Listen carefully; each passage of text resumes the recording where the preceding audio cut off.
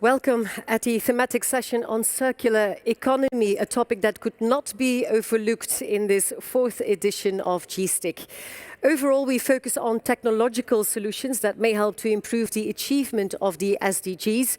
In this session, we discuss the role of digital technology on the setup of circular economy. This is the first of 5 sessions, this G-STIC conference on circular economy. And my co-host and moderator for the coming sessions is Karl Vrancken, Research Manager, Sustainable Materials Management at VITO. He also teaches at the Bioengineering Department of the University of Antwerp. And he's also the initiator and chairman of the European Circular Economy Research Alliance, or ICERA. Welcome, Karl. Thank you, Francisca, for the introduction. Also from my side, welcome to the circular economy track of the G-STIC conference. For the fourth year now, we will exchange our views on digital circular economy. The circular economy is one of the key elements in the European Green Deal. It aims at renewing the existing production and consumption system, and its goal is to optimize the functionality of products and materials and to maintain this functionality also for as long as possible, while limiting the production of waste and residues. At G-STIC 2017 already, we concluded that digital technologies are key enablers for circular economy. Over the past editions, we identified several technologies that are available on the market, but there was a clear need to make them accessible for entrepreneurs in the circular economy. This G-STIC edition runs under very special circumstances. The second wave of COVID has a strong impact on what we can do and how we behave. During the first wave, VITO set up a survey together with Circular Flanders. We asked companies and organizations about their resilience to the impact of the COVID crisis, and we received 540 responses. The results showed that the companies that apply circular principles were less impacted by the COVID crisis. All linear companies reported shortages, while for circular companies only 2/3 experienced problems.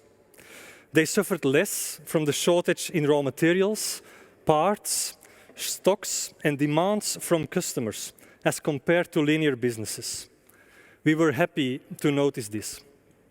The use of circular business models makes companies more resilient. So we need to grow the circularity of our economy. We need to scale up circular business. And the technological aspect of that upscaling will be brought by digital technologies. We need automated processes, smart products and collaboration platforms. We need to connect materials, products and people so that they can reuse, repair and share materials. In this edition of G-STIC, we ask IT companies and IT specialists to come and explain which opportunities they see, which examples they have already implemented. As a support for this, we sat together with experts from European research and technology organizations under ICERA. ICERA is the European Circular Economy Research Alliance. It's a meeting place for experts in circular economy. And with ICERA, we wrote a white paper on digital circular economy. We want to strengthen the link between the digital and circular expert community. And a first step to do this is to provide a common vocabulary. This will be proposed in the contributions by Christopherson and Holger Berg today. And the overall framework and future vision of our digital society will be given by Thierry Geerts from Google. Besides the vocabulary, we also provide a list of concrete innovations and investment needs. That list will be presented and discussed on Wednesday, together with representatives of the digital industry and the European Commission. Later today and tomorrow, we dive deeper into 3 specific topics: new data sources for circular economy, digitalization of biological cycles, and the role of functional electronics. I welcome you to this special edition of G-STIC, and I want to invite you to call in to our session later today, tomorrow, and on Wednesday. I'm sure you will get inspired and feel connected. Thank you. And thank you, Karl Vrancken. We will discuss, as Karl mentioned before, the topic of digital circular economy as a cornerstone of sustainable society. And we do this with 3 panel members. It would be very nice if you would send us your questions, if you have any. And on your right-hand side on screen, you can see the chat session. And over there, you can just send your question to us or, of course, to one of our panel members. Before we jump into the discussion, let us first hear what the viewpoints are of our panel members. And we start with Mr. Thierry, CEO at Google, Belgium and Luxemburg. He is a member of Digital Minds for Belgium and the AI for Belgium expert group founded by our current Prime Minister, Alexander De Croo. Mr. Geerts is also a member of Le Conseil du Digital of the Walloon Minister of Economy. I give the floor to Mr. Geerts. Thank you, Francesca. I strongly believe we can build a more sustainable world thanks to digital technologies.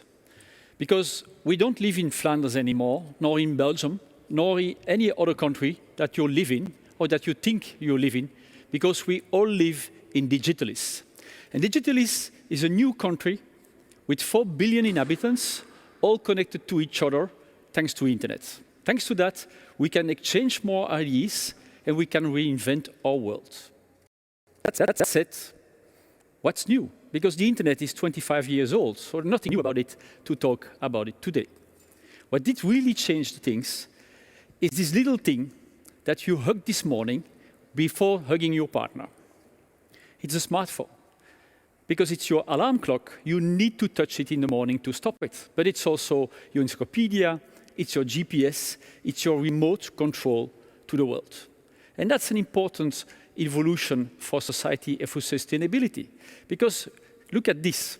When I finished university in 1989, look at everything I had to carry around that now you just have in your pocket. Obviously, we still have sustainability issues with the smartphone, but we had to build far more things to be able to do what your smartphone is doing today. An American university calculated the price of a smartphone, the value of this smartphone in 1989. We would love to have the same things. You would have 30 million euros. So the first good news is you're all multimillionaires if you just purchase a little smartphone that can cost 250 euros.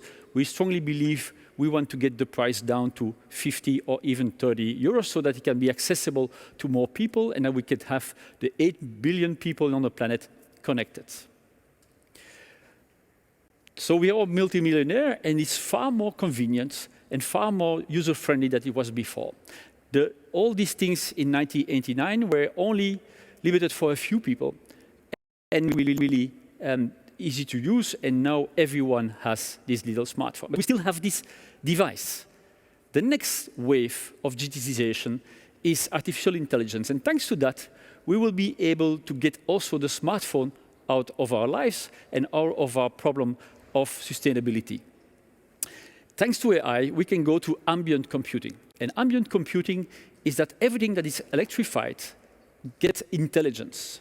So instead of using your smartphone all your time, the things around you will be connected, intelligent, and useful. So for example, if you want to drive to Brussels and you take your car, you take your smartphone, you type in an address, and then you get on your smartphone the way to Brussels. We believed we can just talk to the car.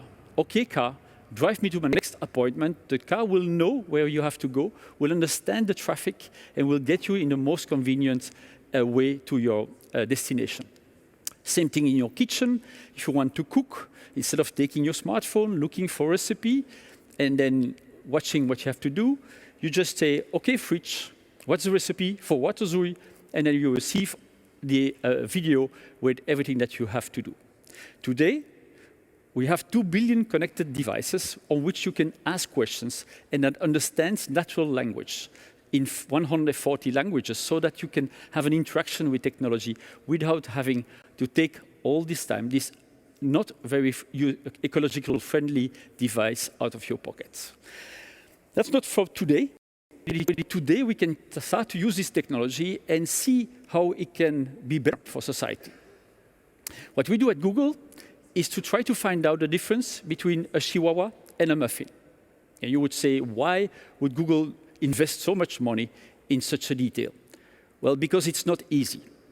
For us, as humankind, it's very easy to understand what's a dog. And a Chihuahua is a dog, and a husky is a dog. For a computer, a Chihuahua is not a dog, it's a muffin. Now, while working on that with machine learning, we start to recognize all images in the world. Machines can analyze images more than ever. So also satellite pictures can be analyzed more than ever so that we can take patterns, we can analyze what's happening with nature so that we can intervene, understand the world around us. And it's hard to do as human. But as human, with artificial intelligence, machine learning, we can now understand better the world around us.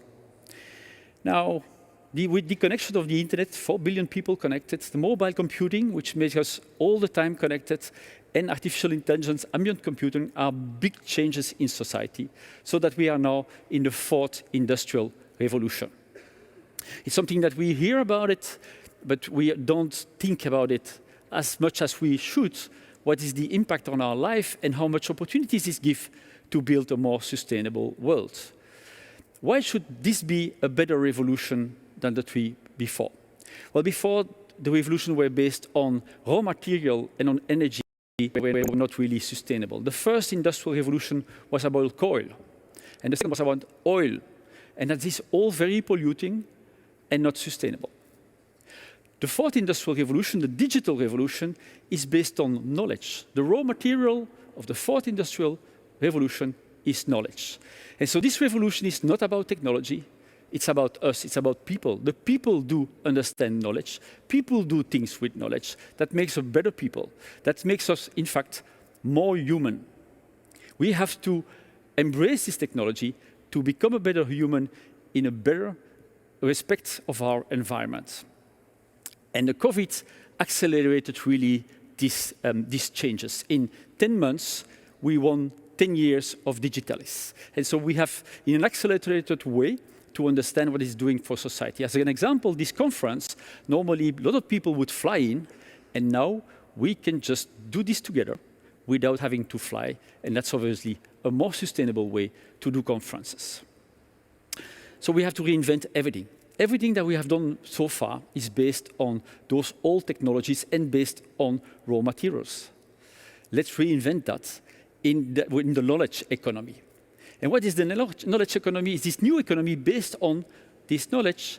If you have things, you can digitize them. They are also dematerialized, and therefore they're democratized and depolluted. Let me explain that with an example. Take the encyclopedia.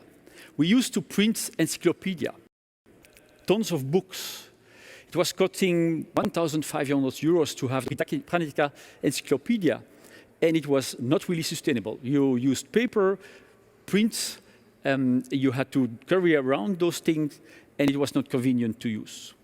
Today, and Wikipedia is for free, so it's for 4 billion people, and we don't have to print anything anymore. So it's dematerialized and it's democratized, and thanks to dematerialization, it's also depolluting activity. And that's the new economy that we have to do, to think of. Dematerialize what we do, everything that we can do in a digital way will be more sustainable than before. You can ask the question, is the digital economy sustainable? But I will come back on that later on. So we have to reinvent everything. Let's think on some example. The first example is mobility. We are building cars for 100 years, but they are still very much polluting. We still kill 1.2 million people every single year with cars. And they're not very convenient because we're stuck in traffic jam. So instead of continuing building cars, we can make them more intelligent. And intelligent cars can become self-driving in the near future. And you have a self-driving car, you can finally work on the sustainability. First of all, they can be electrical, because you don't have a range problem anymore. They can recharge themselves. They would just drop me here, they would go and charge themselves and come back. And then at the end of the conference, take me back home. But if you have self-driving cars, why would you purchase cars? You know, we build a lot of tons of cars every single year, but 96% of the time, those cars are just parked. We use our cars, our very nice cars, only 4 to 6% of the time. If you have self-driving cars, you don't purchase a car anymore. You will rent one when you need one. You rent Karl for a car. When you need it, it will pick you, drop you, and then help somebody else. So we can use less cars, less raw materials to have our mobility. Another example is Spotify. Let's look at music in the past. We used to purchase those little plastic boxes with a CD inside of it. It was very nice. We were very proud of our collections of CDs in our living room, but they were stuck in the living room. When we were on holiday, we couldn't access our music. Today, we have a subscription to Spotify. We go all around the world, and we have access to all the music we want. Not only the music that we have purchased, but everything you can dream of. And in addition to that, we don't have to build those plastic boxes anymore and to drop them and the plastic wrapping that it was around it. And everything you can imagine, you have to look at that in that way. So we can reinvent everything. But in addition to that, we can also solve big problems. And the biggest problem in society for the moment is still access to energy. But if you think about that, the sun is giving us more energy every single day than we need for a full year of operating the planet. It's just a question of capturing the energy and then to be able to keep it. Now, Google is showing that that's really possible today. Google is completely carbon neutral. Since 2017, we are producing as much recycled energy, green energy, that we use for our data center. So everything that you do with Google, you search, you look at maps, you use a YouTube video, but also we operate Spotify. Everything is done only with solar power and wind energy. So today it's possible to reinvent the world without any energy that you use from oil or for coal. And if we can capture that, we can solve also other problems. If we have abundant green energy, think at all the things that we can solve. For example, water.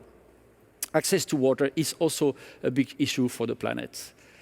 But we have enough water. We have 70% of the planet is water, but it's salted water. You can make drink water from salted water with a lot of energy, and since you have it from the sun, you can do it in a sustainable way. And problem by problem, we can start to solve those big issues. But therefore, we have to believe that we can do it. To be able to be carbon neutral in 2017, Google has to made a pledge in 2007, so 10 years before, and start to invest in renewable energy. It was a huge investment, but today it's very profitable. But because once you have built a solar plant or a windmill, it's giving energy for free and for a long time. The next thing is to think about a circular energy economy. Now we used to purchase a lot of things and then drop them. It's all garbage. Thanks to digital technology, it's easier to interact and to lend things out. The example of the self-driving car, that's circular energy. It's only possible because I have a smartphone and I can easily rent out a car and then it's used by somebody else. And you can imagine about everything like that. For example, on food, you can create shorter places to eat your food because you have these devices that make it available to make the offer and the demand connected to each other without having to drop the goods very far away. We can build more sustainable things in a more sustainable way. You reuse them and recycle them in a very intelligent way, thanks to digital economy. And so share more things. It's a sharing economy because we share about the planet, but also we share the things we build and we try to build less things that will be sustained by companies. Now, they sell sometimes things that are not lasting very long. But if the companies are lending them out, they will invest to make that better sustainable and that they be better maintained and that they will be stronger. Think about those things. We tend to dream too small.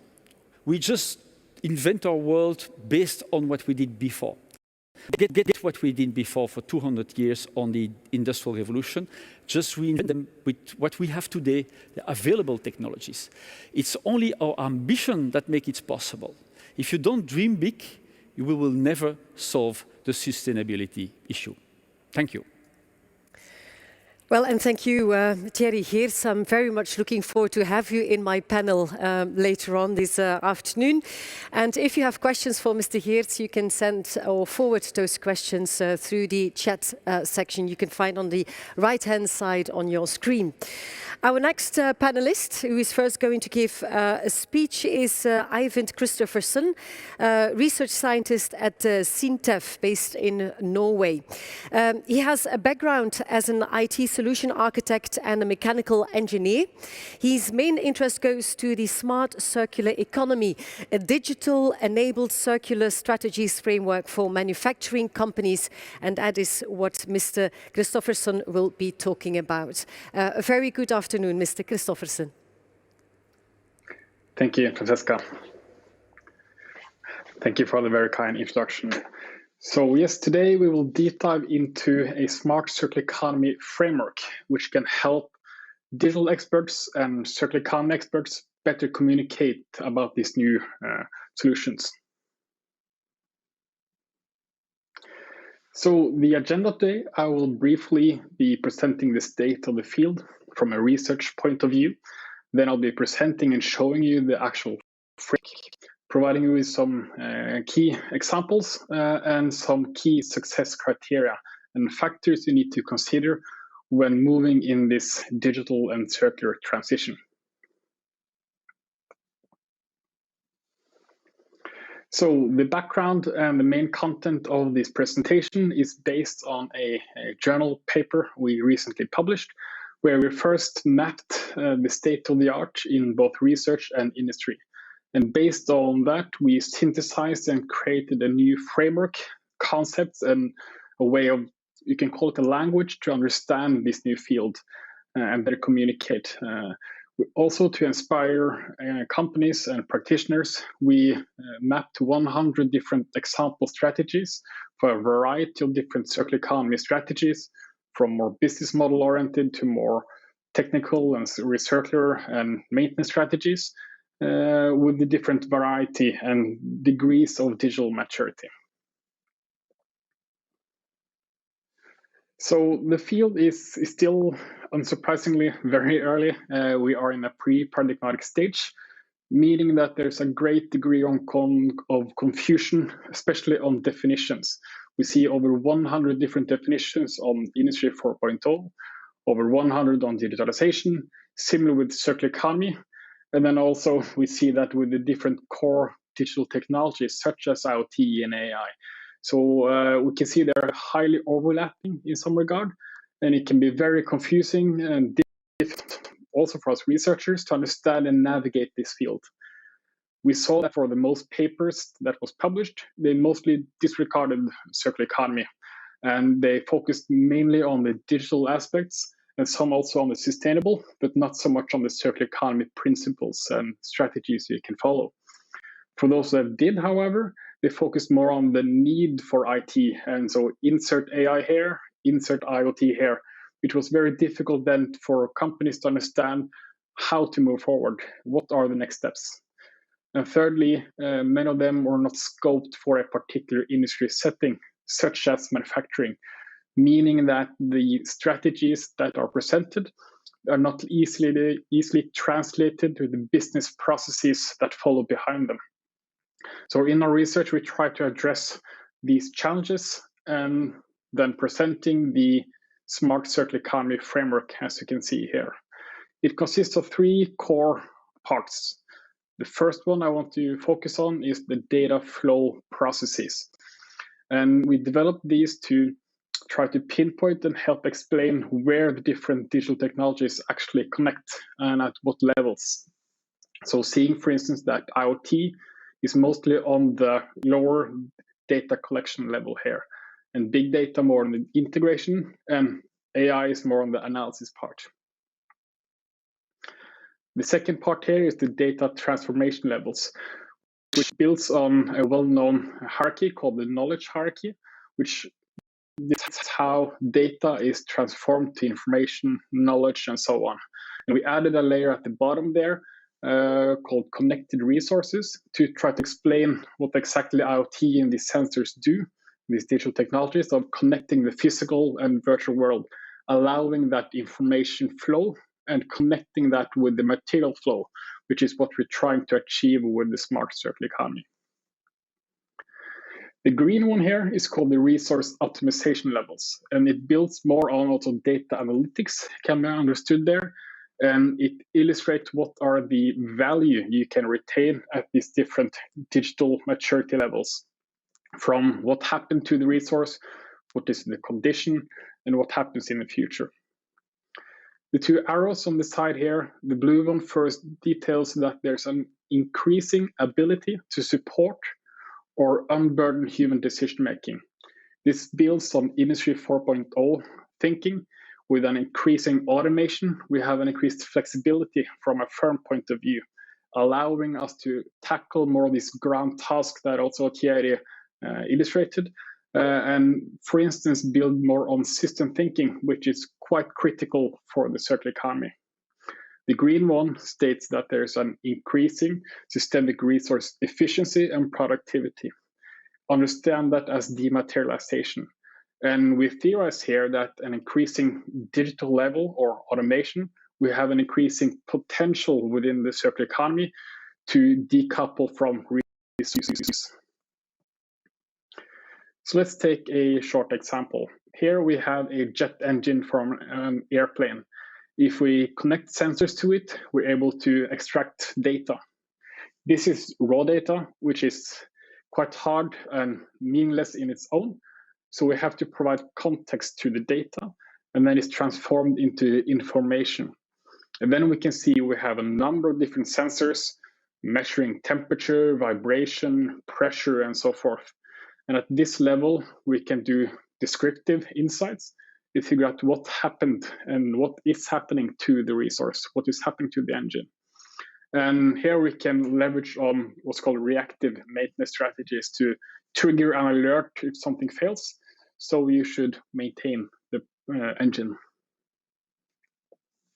If we're then providing meaning to the information and transforming it into knowledge, we can see that these pressures and temperatures connect to different parts within the engine, and we can begin to understand what is the actual health and condition and working environment of the product, meaning that we can also do what's called condition-based maintenance to maintain based on the actual working condition of the engine.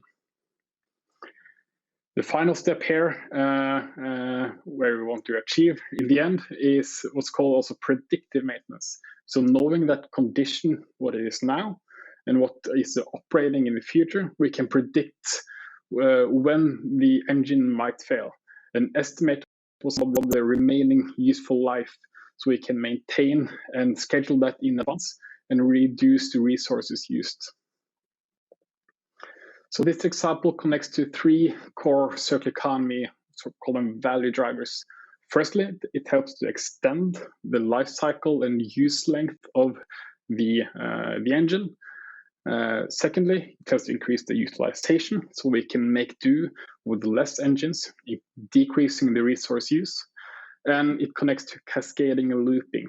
So meaning that if you want to use parts or material of the engine in new products, in new ways, we need this information to understand what is the condition and how was those parts and materials used, which is quite essential.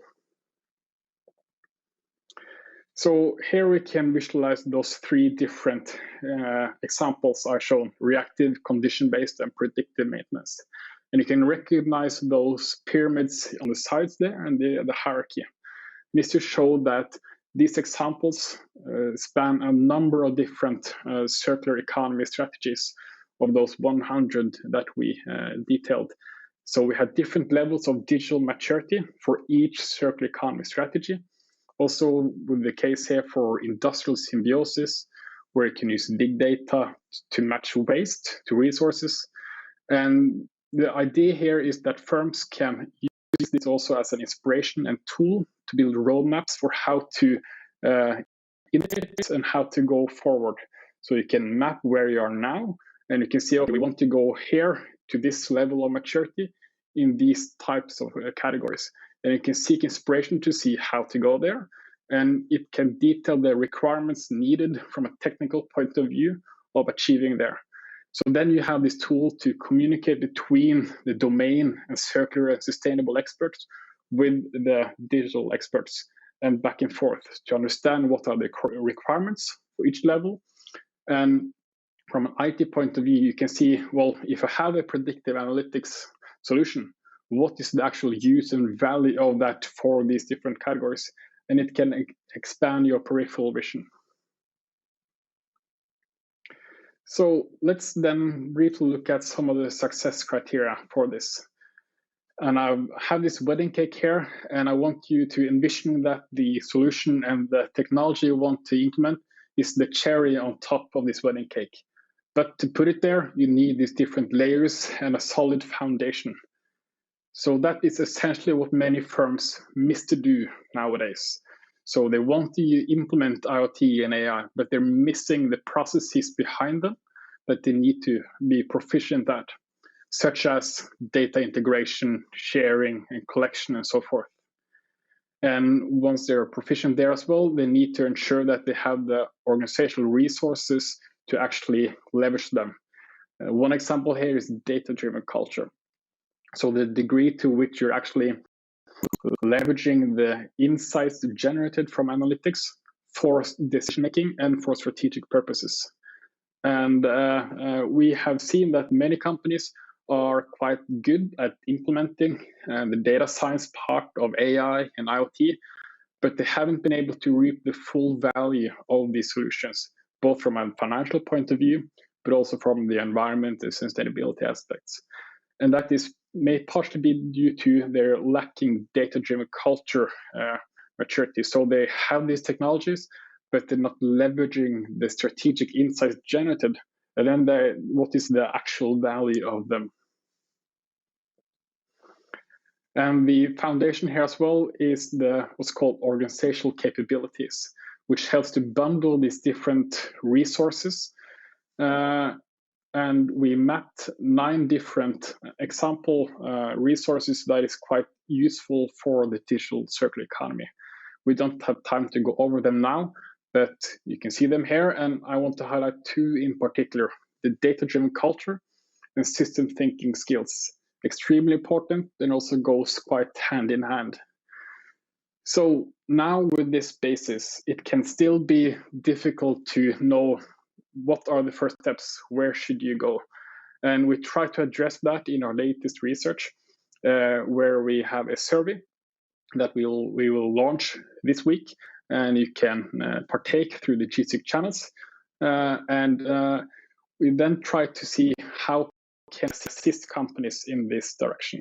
So if you partake on the survey, you will be able to map your benchmark on your digital maturity and your circular economy maturity, and see what are the dimensions you're leading or lagging in. So you can better decisively find a good way forward and a roadmap on how to go there.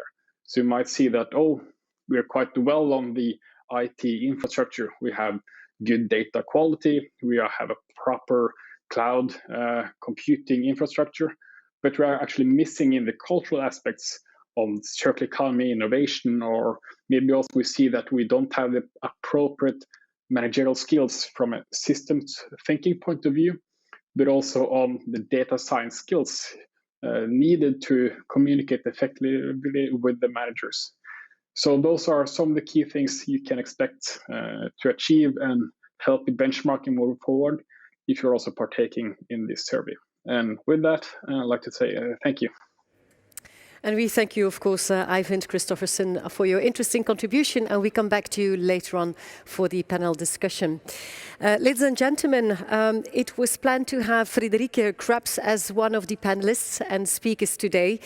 She is the advisor at the VDMA Mechanical Engineering Industry Association, but unfortunately, because of illness, she is not able to join us this afternoon. But we have a very good replacer. We have Holger Berg, who is the co-head of the Research Unit Digital Transformation at the Wuppertal Institute. He will talk about digital circular economy as a cornerstone of sustainable European industry transformation. The floor is yours, Mr. Berg. Thank you, Francesca. And hello from Wuppertal. So, based on what Ivan has just presented, I will open the scope a bit and show you a broader picture of digital transformation and circular economy, zooming out of the company and more into the system. I will base my presentation on the white paper of the ESERA network that our Karl Vrancken has already announced and that will be made available within the G-STIC conference. So I would like to start with one hypothesis, and that is that the circular economy that we will see in the future will have to be and will be a digital one. Why is that? First of all, you have seen Mr. Geerts' presentation, and obviously living in digitalis and living in a world that is more and more made up of digital devices and which cover all of our days, or accompany us through the day. Obviously, there's more and more to think about in a circular economy that's digital. On the other hand, it is the digital devices themselves, it's the digital technologies and all the power that comes with them that will enable material and product cycles. Specifically, for example, lowering information asymmetries, which right now in many instances prevent the emergence of circular economy. It will also improve transparency on which products to use when, which kinds of recyclates are applicable, and it will provide the market and the go-to places that we need to work and thrive and transact in a circular economy. By that, we will see new business models that work on predictive maintenance, as you've seen, on sharing or remanufacturing, and also on new ways of transactions and implementation for recycling. And digital will enable us to orchestrate, to monitor, and to steer the circular economy by unveiling patterns, by making needs match, but also by improving our knowledge and enable us to react on the things that go right and go wrong in shaping a pathway towards a circular economy. For that, we do need integration. We need to cross the borders between digital and circular. And so far, that does happen, but it's happening very bottom up and on a scale which we could say is, well, yet to be improved. So we see the circular economy currently as scaling up. And for scaling up, we do need integration. We do need integration with digital technologies, as you've seen before. But we do need the integration of these technologies with the application level. That is, with the products, processes, and platforms to make circular economy happen and to actually create the practices, instruments, and transactions that make a circular economy. So for products, we, for example, need the tracing and tracking of the whereabouts. We need to learn how products have been used, when and how they have been repaired, and what we can do with them in their lifetime and after the lifetime, optimizing the services that they provide. We need to monitor and understand the processes that go through the supply chains and supply networks so that we can improve and make these processes more resource and energy efficient. And obviously, we need the places to trade, to transact, and to transfer. That is, we need the platforms where circular economy then happens. Now, let me show you some of the ingredients, components that we see as part of such a circular digital economy. So first of all, obviously, since, as Ivan showed, data is the building block, the central building block of the digital circular economy, we need to create safe and circular data space or data spaces. So for instance, using the Gaia-X network that is provided by the European Union or others, or make sure that the data that is stored is both safe, accessible, and can be accessed by the right people with the right to do so at the right time. We do need standardization of protocols and processing within companies, within supply chains, and within the economy. Currently, breaks between interfaces, breaks between media, the necessity to translate between one machine and another, between one company and another, is keeping processes away from flowing freely, is keeping circular economy from actually emerging. We should pursue the way to introduce not just circular twins, digital twins, but digital circular twins and digital circular passports. That is, if a car can be assembled by the assembly can be initiated with a barcode, and the barcode knows how to assemble itself into a car by adjusting the machines, but also acquiring the parts that are necessary at the right point in time, then this digital twin should also enable us to learn what the product has undergone in its lifetime. And once the lifetime of that car ends, it should also at best tell us how to disassemble the car and what to do with the parts and components that are inside.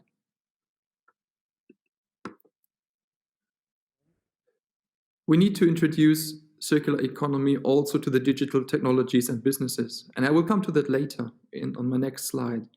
Because just as we need the digital technologies to create circular economy, we will also need the circular economy to make the digital economy resource and energy efficient.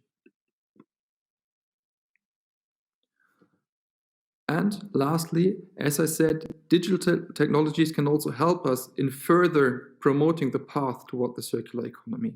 That is, by understanding what's happening, analyzing, creating knowledge on what works and what does not in the circular economy, and how circularity proceeds. Digital technologies can also help us to shape that path in a better and more effective way.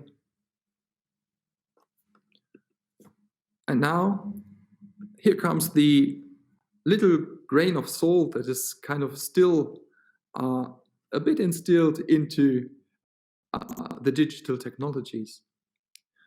The point is, as I said before, we will also need a sustainable digital economy.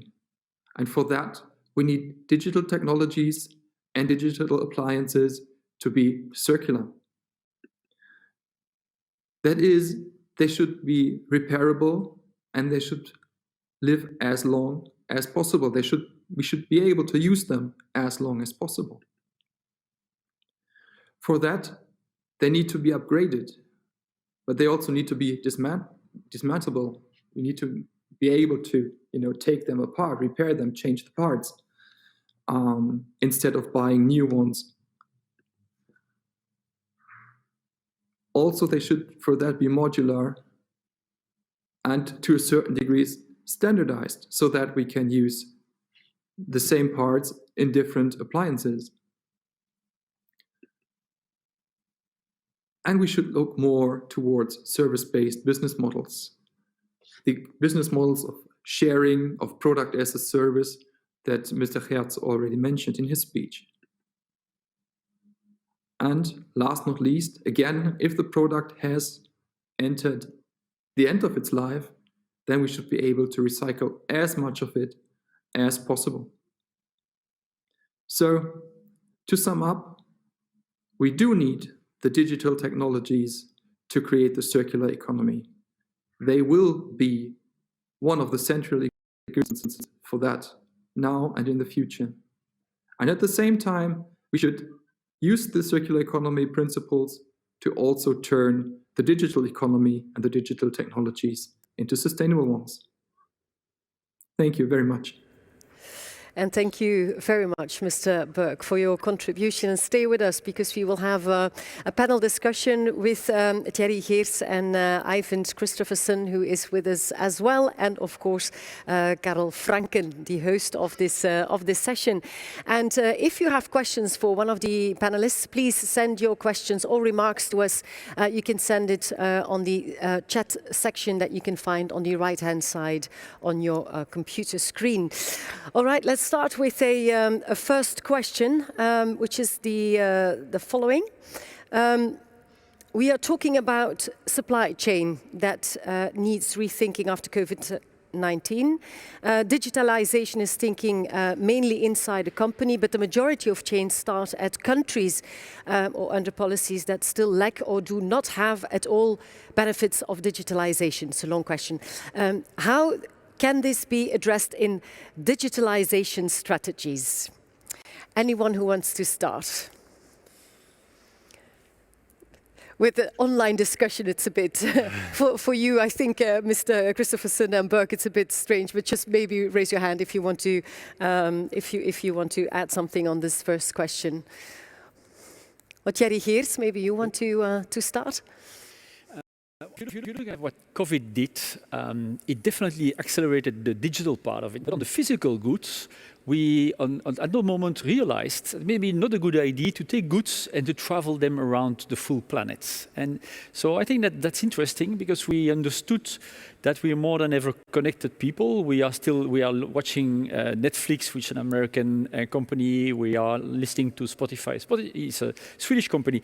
But on goods, we are a bit fed up to have goods from China and goods from US while we probably have them close by.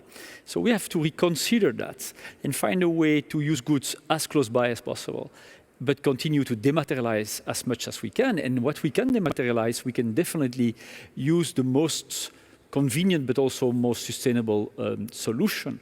And on those goods, we find alternatives. The alternatives are not most of the time not so expensive. There's possibly 10% more expensive to have it close by. And I think also that we could report the carbon prints of goods that we purchase. If you are in a supermarket, I think a lot of kids don't know that kiwis are coming from very far away. For them, a kiwi or tomato is probably the same. There should be a carbon price included. So there's a carbon price. If you cannot do it the price, you can put a tag on it, like we have now. Are the goods healthy or not? You can have a healthy metrics on some supermarkets in Belgium. We should have also the sustainability metrics on all goods, because I think the consumer can be more responsible. And definitely with COVID, we understood there is something wrong about it. Mm-hmm. I'm sure that our two speakers want to add something. Mr. Berg, and then we come to you, Mr. Christopherson. Mr. Berg. Yeah. Thank you. I think what we need to understand is that what happened right now in terms of COVID and digital and also circular economy is that COVID has been an extreme accelerator of digital technologies in a very specific part, and that is communication. So what we've seen, for example, in Germany is a world record in data throughput when the lockdown actually started in Germany. People going into video conferences, which increased by 120% in just a couple of days, really. And then to a lesser extent, gaming, streaming, and so forth.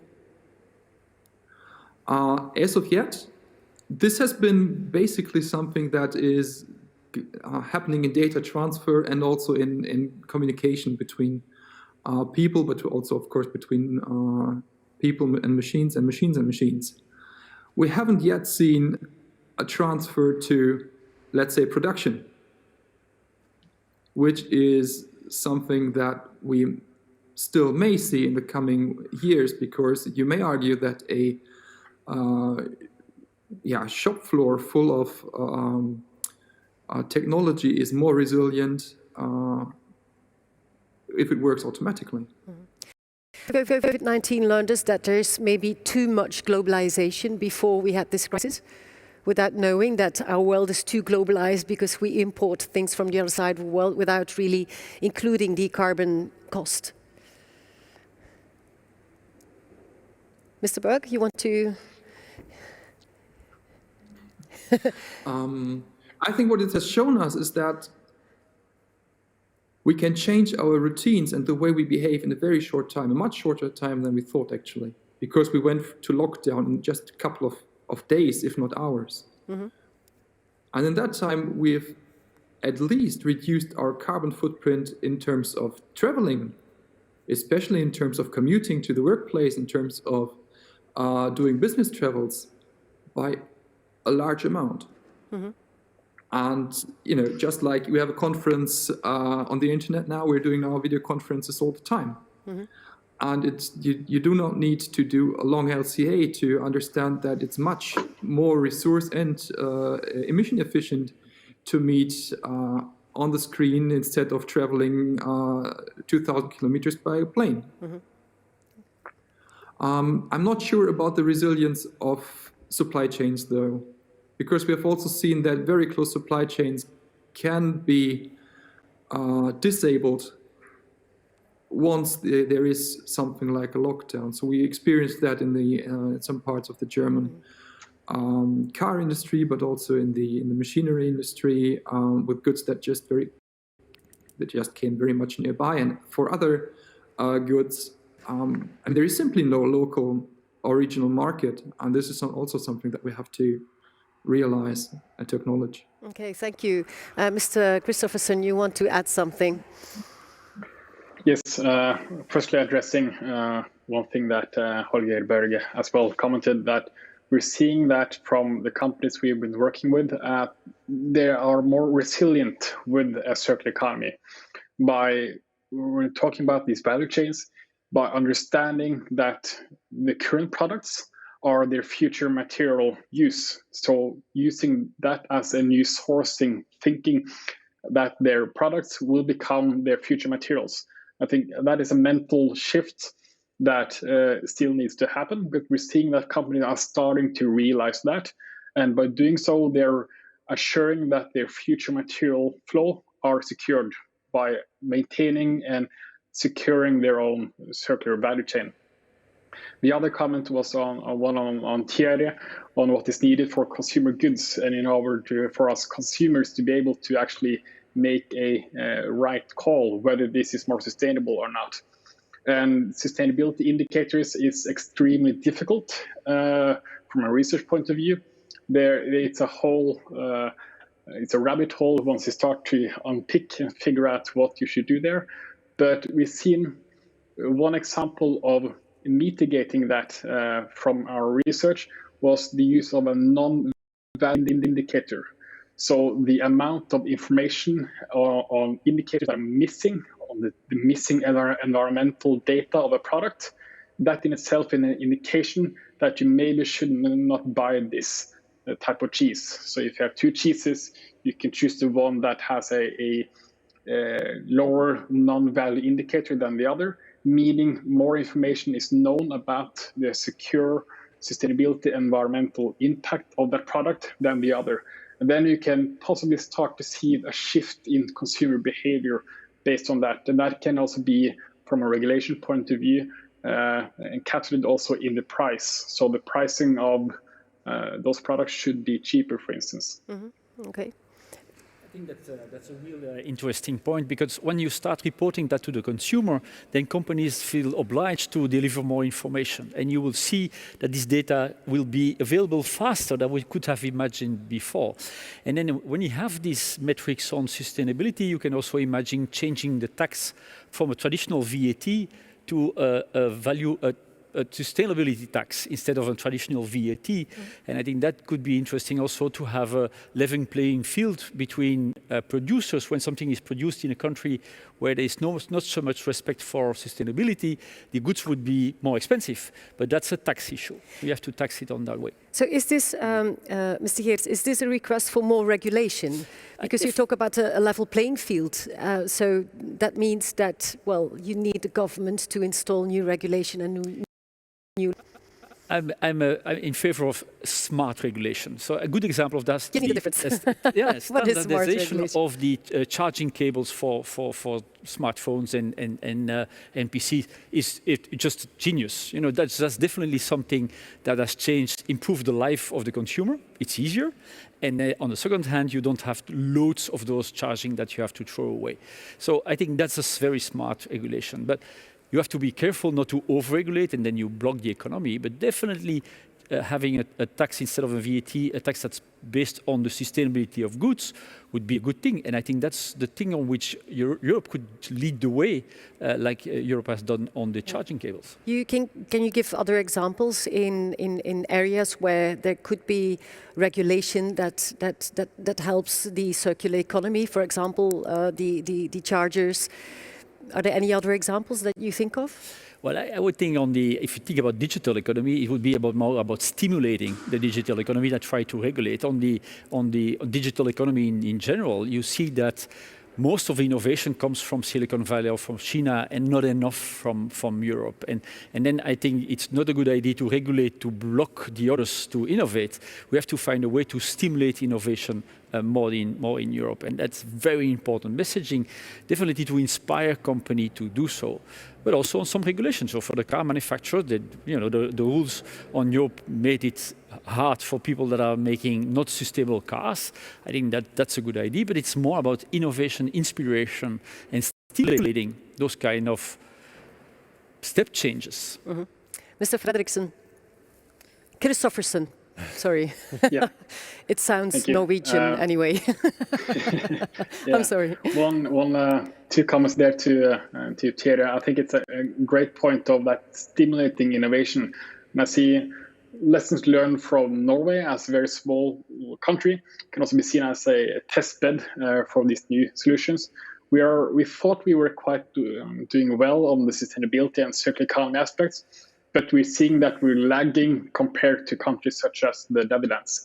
But I think we will see a quite steep trajectory there in the coming years, because we have now realized we have the infrastructure in place in order to enable these circular strategies.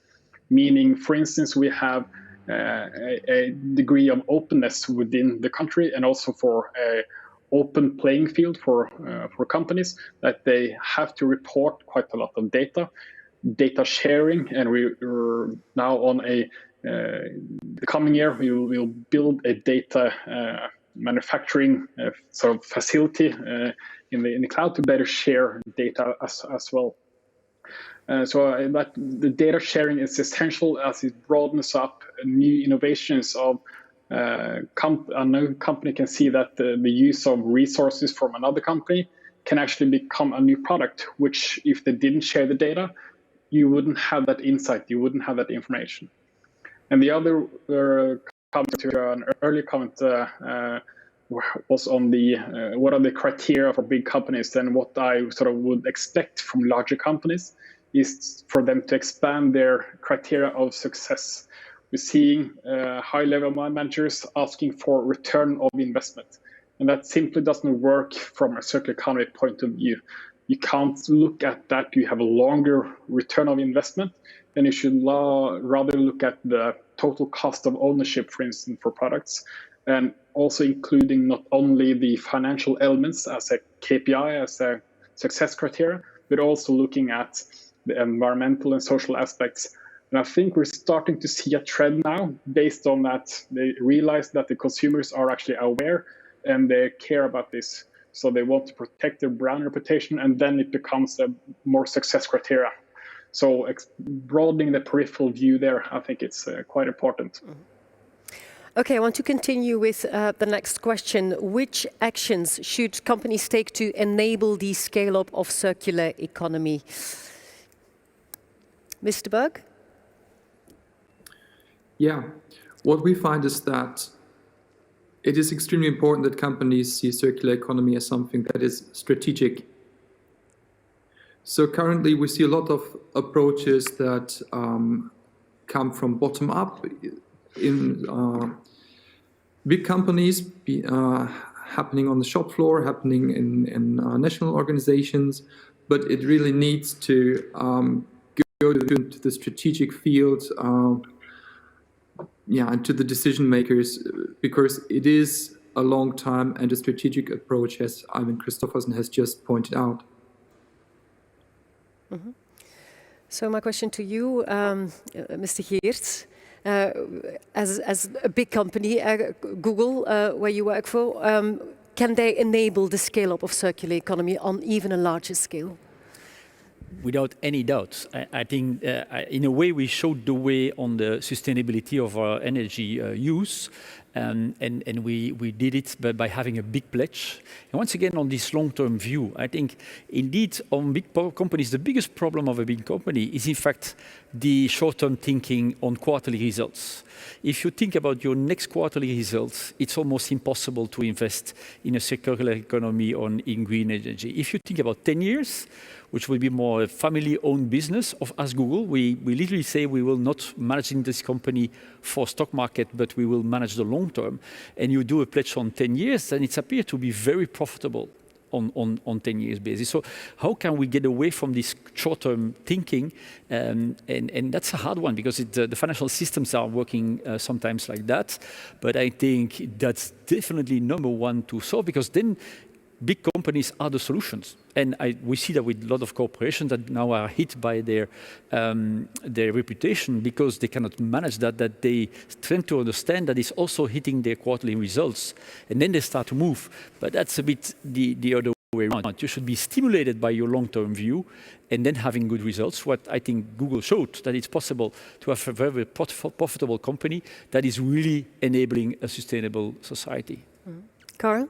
Yeah, I have an additional question on that, because you gave the example of energy, and there we're very much used now to these longer term goals. They've been given by like the Paris Agreement, or so we've been forced to look at the longer term for energy.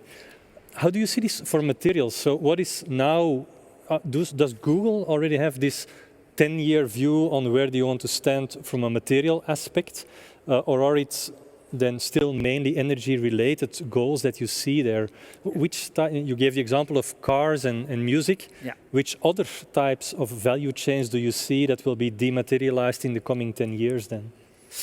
Let's start on the smartphone, which is quite an issue on sustainability. People purchase a lot of smartphones, so we try to make them last longer, use less energy. For example, with the dark mode, if you put your smartphone on dark mode, you use tens of % less energy. And then the question is, but maybe we can get rid of this. So by having it on other device, you can rid of it. And then we also made the pledge to produce them with more renewable products. So starting next year, they will be produced more with renewable products. So by every product we do, we think about that. The car, I said, I think self-driving car will be the only solution to reduce the number of cars. And it's hard to get on everything, but I see a lot of criticism when something is done like that. For example, electrical car. Then you get a lot of critics. Yes, but electricity is produced by oil, so you don't solve the problem. If you would stimulate electrical car, then you can solve this problem, while we'll never solve the problem of a diesel engine. And then the next critic is, yes, but the battery is not sustainable, because you have to recycle those batteries. Number one, seems that the battery is lasting far longer than was expected. The Tesla cars are still driving around.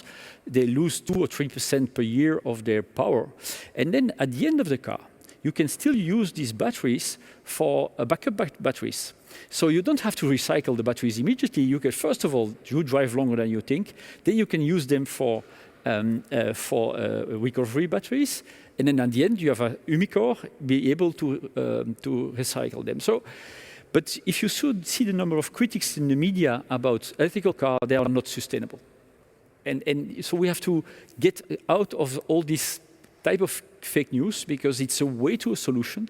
And obviously it's not perfect. So we compare an electrical car that has just been rolled out with a car that has been there for 100 years. We have just to think about, is this a way to a solution or is this the solution from the one on? No, probably not. Mm. All right, we have another question coming in. Which actions should company... Okay, it changes from time to time. What could be key performance indicators for digital circular economy at firm level and country level? So the key performance indicators for digital circular economy. Anyone? Still thinking, our panelists. I can add one here. Go ahead. Firstly, on the digital part, I think the degree to which strategic decisions are based on data is one way of assessing how digital a firm is. It doesn't mean that they have to implement and have a vast majority of IoT and advanced AI solutions. That's not always the best case scenario for each circular strategy and for each company. But understanding that still decisions should be fact-based, not gut-based, for instance, based on data, is one way of understanding that digital aspect. And I think for the circular KPI is also, it changes whether you're a consultancy or whether you're a manufacturing company. So it's very difficult to have a single KPI for all firms. So it would definitely change. I think we could establish some kind of KPI based on the degree of resources that are reused within either your own value chain as well. Also the degree to which you are refusing the use of resources. We've seen, for instance, the phone was mentioned here as well. When it first arrived on the smartphone, it also had a dematerializing effect. It combined multiple factors into one. So you not only had a phone, and then a camera, and then a calculator, it all was one. So that in itself also was a dematerializing effect. So also understanding whether you innovate a new solution that is core digital, so you don't are based on direct resources, that would also be a good way of measuring circular economy progress. Mm-hmm. Thank you. Mr. Berg, you wanted to reply on the last question as well. Yeah. I think the first thing that we need to acknowledge is that digital is not a goal, it's a means. And digital technologies are basically a means to create a circular economy in our case. So we should measure the success of the digital circular economy by this, in terms of sustainability, by the same KPIs, goals, and numbers that we use for other approaches. And then we need to see, and this is basically our hypothesis, that digital circular economy can contribute a lot to those goals. For example, the planetary boundaries or the sustainable development goals. Mm-hmm. I think there's a couple of things that we can still look at in terms of, for example, country level. So one question is, do we have the infrastructure to create a full digital circular economy in the first place? Are the policy approaches that we have integrated and sound enough for that? So if we do have a circular economy strategy, if we do have an industry strategy and a digital strategy, are they aligned or are they competing? One thing I think that's very important to me right now is the question of investments. I think we have seen in the last years loads of investments going into digital appliances within companies and obviously software platforms and so forth. And I think with COVID, this process will even accelerate. This is, to me, a window of opportunity in investing also in the digital circular economy. And this window of opportunity we need to use now, because otherwise we will pass this investment cycle for digital or for circular economy within digital. And this I see as a interest. Okay, thank you, Mr. Berg. We have another question coming in from one of our viewers. How can we make sure that companies are motivated to move to more circularity? Mr. Christopherson? I think one of the core elements here is acknowledging that this is important for their customers and their customers' customers. So one of the things also important to realize that it's also for the employees. So we see companies we've interviewed that one thing is that they want to make sure that their reputation as a brand is intact, and they're doing this also to ensure that the survival of the company in the future, but also to retain the best talent. We see sustainability and also circular economy is important for the average human now. We see an increasing interest there. So not only for the customers of the products, but also for ensuring that you have the correct talent. They want to be engaged and help to tackle this climate challenge we're under now. So that hopefully should in itself be enough inspiration as well. Okay, Karl, how do you see this? Yeah. As still many companies are motivated by money, one way of motivating companies is bringing out the value of the reuse and recycling market. There's very little data about the size of the reuse market, because now reuse is very much linked to platforms like eBay, secondhand, and this type of platforms, they don't provide data on how much business they generate. And so it can help. We had one example where we could show that the second-hand market in goods from one company was nearly as big as their own market. So they sold goods came on the market, and there was a reuse circuit for parts, there was a remanufacturing circuit, a second-hand circuit. And the second-hand circuit was nearly as big as the primary circuit. So once companies know that, then they begin to realize how much money they lose by not reusing. Yeah? So it's other people making money with their products.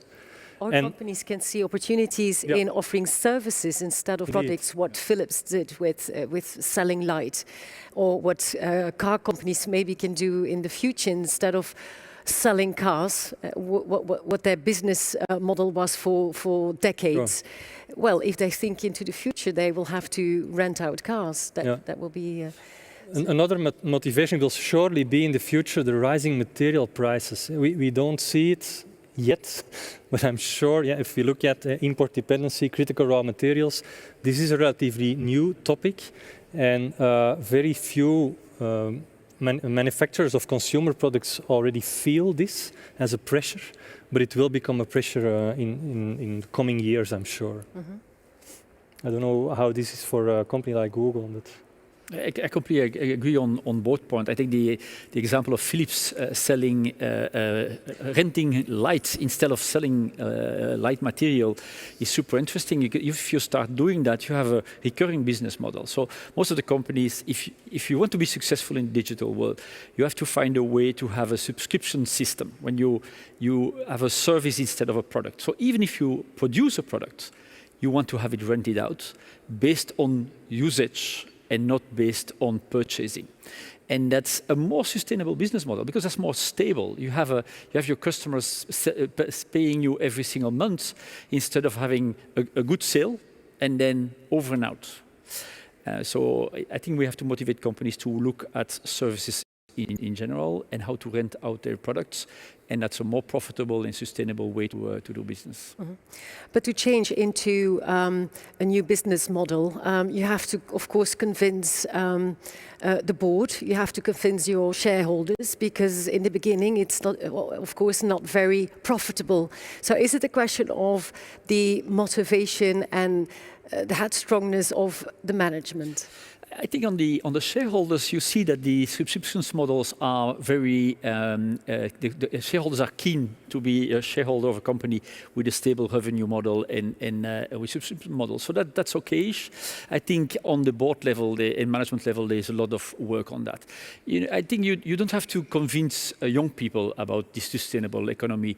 They purchase goods in second hand. We have to convince people from our age. To be honest, we are not the good example. And so we have to find a way to rejuvenate our management and our board members. I don't say that all people don't have to be there, because I would be out of business also, but have a good mix and having not boards that are only people above 50 years old. It's not okay. You need to have younger people around the table, or definitely women too. So it's a more diverse group of people that would take better decisions for the future. All right, well, we have to round up the discussion because our time is up. And of course, I want to thank my panelists, Thierry Geerts, Ivan Christopherson, and Holger Berg. And we go now to Karl Vrancken, who is the host of this session, for the closing remarks. Okay, thank you. Thank you, Francesca. I would like to thank the panel for this very good and clear introduction and the very nice discussion we've had. I also want to especially thank Holger Berg for jumping in at the latest moment when he was notified of this earlier this morning. I think we had a very good debate, and already some points emerged out of that. I think the COVID crisis has made us realize that goods come from far away, and that we need to start rethinking how we can secure our supply also with localized goods. And that's, of course, one of those key aspects that circular economy wants to generate. That's also why we see that circular companies are already more resilient to the recent crisis, as was stated at the beginning of the debate. It's also because circular companies, as Ivan said, realize that their products are their future material. And it's that link that we probably need to make. One of the questions was, how do we motivate companies to become more circular? Well, by showing more and better to them that they're indeed selling material that is of value to them and that remains of value to them because they could bring it back into the cycle.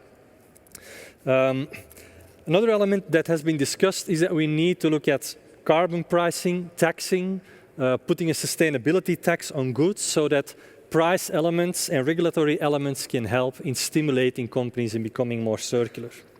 But an important aspect there is also standardization, moving away from the very large diversity of materials and goods that are used, where the example was in the standardization of phone chargers, which has helped us a lot to reduce the amount of material that is used, but also the amount of void products, the amount of products that lay unused in drawers at home. Standardization, of course, needs collaboration between different companies. And this collaboration is also important, I think, in the aspect of data sharing. We need to share data between companies, set up a more centralized system of data so that this is also accessible and that we can track materials throughout the material chain. An important element that I've picked up is that indeed circular economy can only work if it's picked up at the strategic level in the company, at the CEO level. And that's why I'm also very happy that we had the CEO of Google Benelux here with us today. It shows that indeed in several companies, it is the CEO level that is at the moment thinking about circular economy. And that brings us also to the rest of our program. In our final debate on Wednesday, you will see high-level people from industry, from companies like Epson, Enel and Huawei, who go into this debate about how do we bring circular economy to our company, to our world, into our product chain. Going to through the program for the rest, I want to point your attention to the session that we will have at 5:30 Central European Time, so in half an hour, where we will look at novel data sources. How can we use Earth observation? How can we use typical current product systems that are already in place, data collection systems that are already in place in companies, ERP systems to drive circular economy models, to drive circular economy, and to get more ideas about where the materials are going.